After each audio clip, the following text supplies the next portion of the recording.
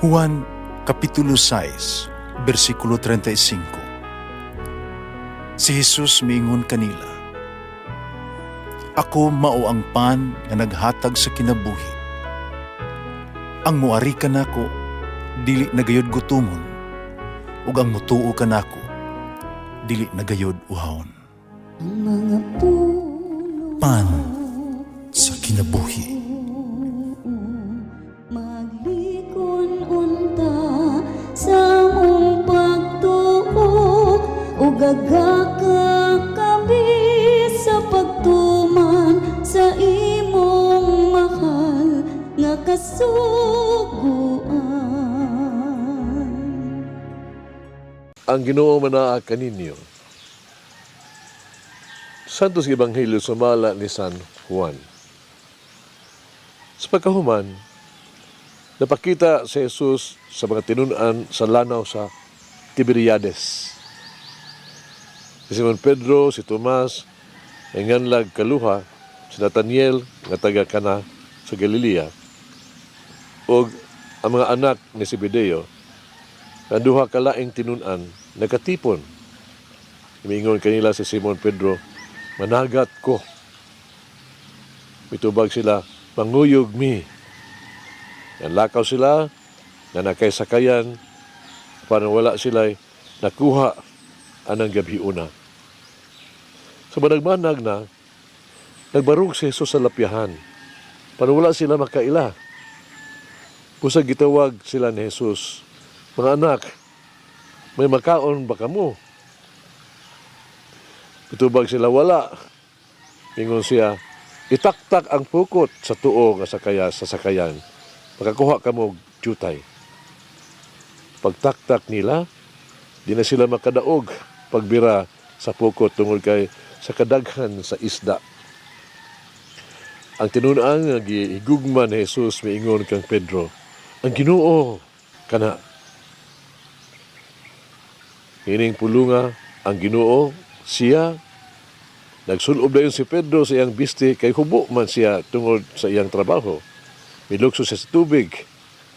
Ubang mga tinunan na nakay sakayan, na nagbira sa pukot, puno sa isda. Isla layo kayo sa baybayon, mga sa gatos lang kadupa ang gilayon. Sa pagdungog nila, nakita nila ang nabagang pagdunggo nila, nakita nila ang nabagang uling na adunay isda nga gisugba pila ka tinapay. Si Jesus miingon, "Padalag isda nga inyong nakuha." Misaka si Simon Pedro sa sakayan, gibira niya ang pukot sa baybayon. Napuno sa dagkong isda ang pukot, mga 153 kabuok. Bisan pa sa niini wala gayon magisi ang pukot. Si Jesus miingon, "Dali ka mo, mamahaw ta." Walay usa sa mga tinunan nga nakaako pa pangutanag, "Kinsa ka?" Nasayod sila nga ang Ginoo siya. Miduol si Jesus, gikuha sa tinapay, gibahin-bahin, o sa bang iyang gibuhat sa isda. Ikatulog kining higayon nga si Jesus mipakita siya mga tinunan human siya nabanhaw. Ang Ebanghelyo sa Ginoo. Pasalamati ang Ginoo kay siya maayo, ang iyang gugma mulungtad hangtod sa kahangturan. Pasalamati ang Diyos sa tanang mga Diyos, ang iyang gugma malungtaron. Pasalamati ang Ginoo sa mga Ginoo, ang iyang gugma balungtaron.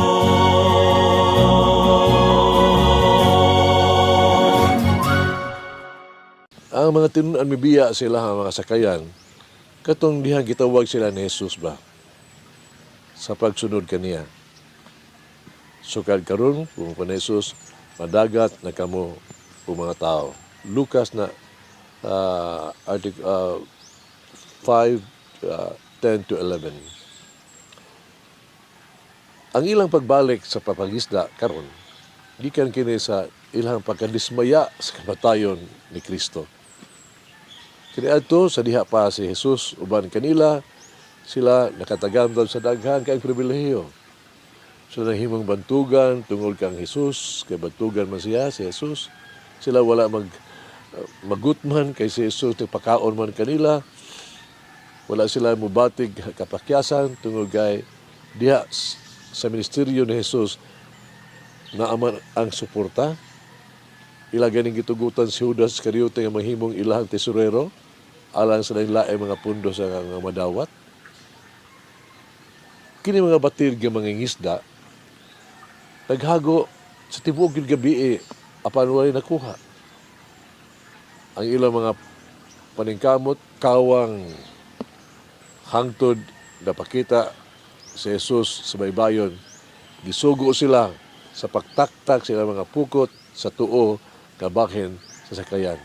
Pung pa keep on exploring. Sa nakakuha na sila daghan kay mga isda, di na ganila mabira ang pukot. Ug kalipay sukad kani adto, wala na sila mabiya sa pagkig-uban ni Jesus. Sa atong kinabuhi isip Kristohanon, adunay mga higayon nga ato ang gibati nga ang Ginoo wala na makita, labi na sa panahon sa krisis.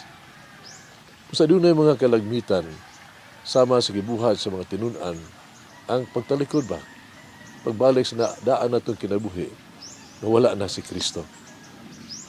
Nakamotoran mao ang nabanhong Ginoo ana kanunay uban kanato sama siyang gisaad baloi kini na ako magauban kaninyo sa kanunay hangtod sa katapusan sa kalibutan. Matthew 28:20.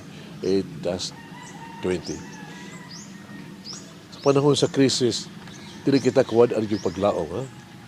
Patugutan nga ang mabanhong Ginoo magauban kanato umutuman siya siyang mahigugmaon nga mga sugo usaad aron ato ang maangkon ang iyang madagayaon nga panalangin sa kalinaw o kalipay sa kiladman sa itong kinabuhi. Mag-ampo kita. Amahan, salamat ako kanimo sa gahom sa pagkabanhaw sa Ginoong Hesukristo. Amahan, kini usa ka maayong balita. Kini usa ka maayong balita alang kanamo. Ugahin lang kami o makadiyot karon ano lang magpasalamat kanimo. Salamat Ginoong Hesus na ikaw wala lamang mamatay sa krus alang sa mga sala kundi nabanhaw ka gikan sa mga patay aron kami makabaton ugon nga Kristohanong kinabuhi dinhi sa yuta sama sa langit. Amahan, tuguti ang tanan nga naglakaw sa gahom sa kamatuuran sa pagkabanhaw. Kung nag-ampo sa ngalan ni Jesus.